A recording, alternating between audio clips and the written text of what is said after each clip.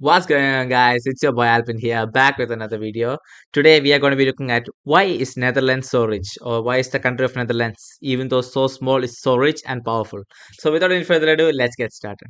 Is the Netherlands. It's a small country around 235 times smaller than the US, has a population of 17.5 million, which is about a third of Spain's population, but somehow it has the 18th largest economy in the world. Its GDP is larger than Singapore's, Qatar's, and Hungary's GDPs combined.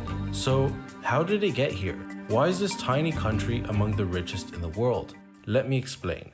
One clear difference between the Netherlands and other countries is its geography, and it's weird and interesting.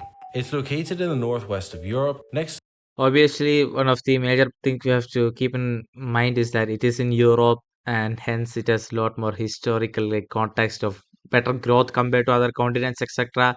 It is so near to UK and like the French and Germany, so it's like in between like three global superpowers. It's like so near to them that automatically kind of just boost up your economy. If you're like near to USA, for example, say Canada, they had like the advantage of having a superpower near to them, even though. I mean, obviously it requires their own government to grow the country. Still, it helps to have like 4 to 5 global superpowers just around you. Just that itself is a huge advantage. to the North Sea and is a really flat country, with more than a quarter of it lying below the sea level. There's actually a saying that goes, God created the earth, but the Dutch created the Netherlands, referring to the fact that throughout history, the Dutch have been fighting to keep the water out of their country. While it sounds like they're doomed because of the constant threat of flooding and their lack of a diverse geography, it's actually quite the opposite. Being below the sea level and having to protect themselves from floods, out of necessity, the Dutch became masters of the water, able to control where it goes and what land stays dry. They built dikes and dams, leading to an intricate and complex water management system. The techniques they use are so effective. Again, it shows that man himself has to like kind of intervene and design the nature to be successful around it. And also, I heard like a fun fact that Amsterdam, the capital of Netherlands, had like 1,300 bridges in it. Not sure if it's correct or not, but it's like a fun fact I heard.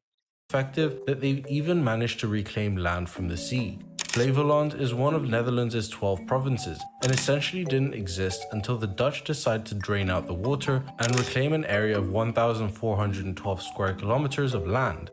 All of this water management is insanely impressive, but how does it help them economically? Well, the Netherlands has very fertile soil, making it easy to grow crops. Even the reclaimed land has great growing potential, and so if you couple this fertility with an expansive system of water management, you get a country that is very capable of developing its agriculture industry, something that will become very important later on. But for now, it's important to understand that the Dutch being forced to become masters at managing water, as well as the fertile land, gave it a head start in agriculture and allowed it to develop more quickly than. But one thing I have to admit, it just looks so beautiful from like look at this image. It just looks so like peaceful and stuff. I know it's like flooding and etc., but it just looks so beautiful in the scenery. Like look at the shot. Other countries which were not forced to innovate as much.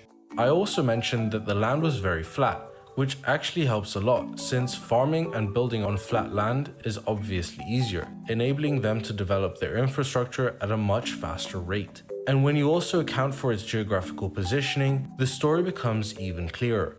It's right at the North Sea, giving it access to maritime trade routes. The Rhine and Vaal rivers, which flow through the Netherlands, also allows for trading routes between Germany and Switzerland to be formed, and generally being close to other developed countries such as England, Germany, and France made it much easier to trade, something which the Dutch are known for. But we'll touch on that in a bit.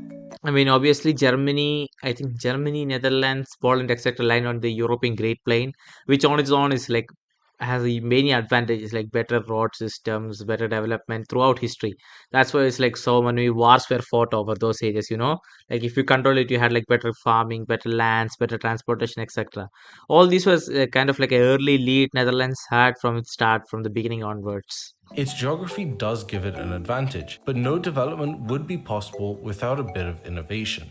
In 1594, the Dutch invented the wind-powered sawmill, which made the processing of wood 30 times faster than before. Instead of having to rely on manpower, they could harness the wind to do the work for them. And remember how I mentioned that trade would become crucial to the Netherlands?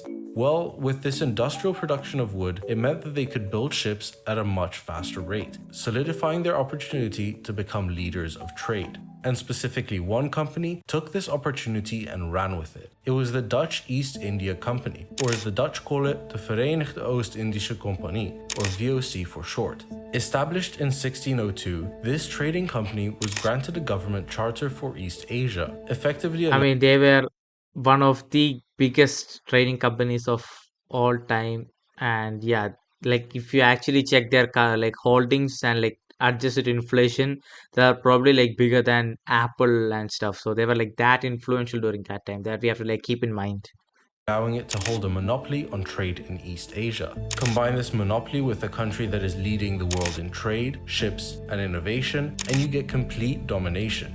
This company became so big that at its peak it was worth 78 million guilders, which translated to today's money is a whopping 7.9 Just like I mentioned right now, it is worth more than like Apple, Nvidia, like even the biggest corporations right now.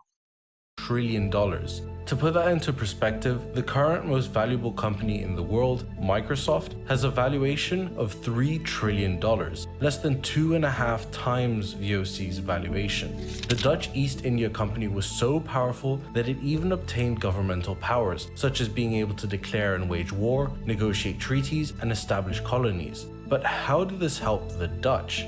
Well, it's logical to assume that the VOC being so powerful and impactful brought a lot of trade and money into the Netherlands. This then helped the Netherlands become a center of commerce and grow into an even larger economy. Fun fact, the first stock exchange was actually established in the Netherlands in Amsterdam in 1611. And this, of course, This guys is a whole new topic on its own. By the way, this how Dutch East India Company kind of set up these things, this company, and it is like a whole huge story on its own. If possible, I will react to it one day. But this is like a crazy story of how the first stock market was actually established. This is the reason why the company had such a huge initial startup fund to kind of just boost their trade throughout the world.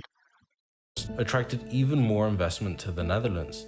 The Netherlands becoming an economic center in the 17th century also attracted highly educated people from all parts of Europe. People would come to the Netherlands in search for higher paying jobs and opportunities, therefore creating even more economic value, which amplified the wealth that was in the Netherlands. But that was 400 years ago. What about now? How is it still holding its place in the world economy? Nowadays, the Netherlands is very well known for its agriculture and export industry. Carrying on from its past, the Netherlands continues to put emphasis on their agricultural sector. This also includes innovation in agriculture. The University of Wageningen ranks as the best agricultural education institute in the world, and the Dutch are constantly researching ways to improve the efficiency of farming. Agriculture can explain part of why the Netherlands has such large exports, but the other large part of the exports are due to something called the Rotterdam effect. This phenomenon, named after the Dutch city of Rotterdam, famous for its massive port, refers to imports that are quickly re-exported out of the country. This happens because for some countries, it's actually cheaper to import products via the Netherlands rather than directly from the source. And re-exports count as an export of the country, which explains why the Netherlands has such high exports. In fact, this Rotterdam effect typically accounts for around half of all exports of the Netherlands. Apart from the export and agriculture business, the Netherlands is also an attractive country.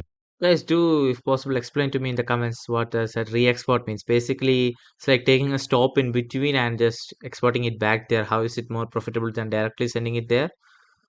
I mean, that is really a thing. I mean, yeah, it could like if like a specific country is allied to this country and they're like enemies with this country, but Netherlands are like allied with all two of them and they could like send it through way. But I don't really get it how the re-export thing works and how it's profitable for them. Also, they showed us a scene where there's like around here where there's like a lot of people riding cycles. I think Netherlands has like the most cycles in the whole world. That's like another fun fact about Netherlands. For other businesses and investments. Its political and economical stability, as well as the access to a highly educated and skilled workforce, makes it much friendlier for businesses.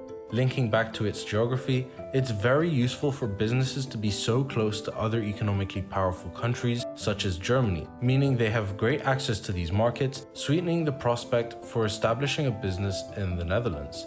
The complex and intricate tax system and tax treaties also means that large corporations can find loopholes in order to not pay as much in taxes. It then makes sense why so many large corporations benefit from having headquarters in the Netherlands. It turns out that the geography, history, politics, and clever systems of the Netherlands all contribute to its riches. This wealth was not built overnight, but instead took centuries of innovation and competition to reach this scale, which also goes to show how important time is in amassing wealth. And it's interesting to think whether the Dutch would be as prosperous today if they hadn't had to face the challenge of keeping water out of their country. Guys, it really just shows how, you yourself can play huge impact in your whole country's history. Like you are, each one of us has some kind of special role in our country's place, in our country's history as well. So hope you guys enjoyed this video and have a nice day. I'll be signing out.